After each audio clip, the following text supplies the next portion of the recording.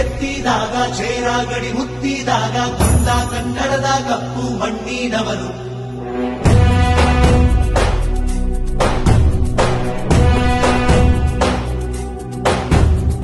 ವಜ್ರ ಬಲ್ಲಾಳರಾಯ ಸೋಗೆ ಬಲ್ಲಾಳರಾಯ ಕತ್ತಿಗಲೆ ಬಿತ್ತಿ ಹೋದ ವಂಶಾದವನು. ಈ ಸೀಮೆಗೆ ಶಿವ ನೀಡಿದವನು.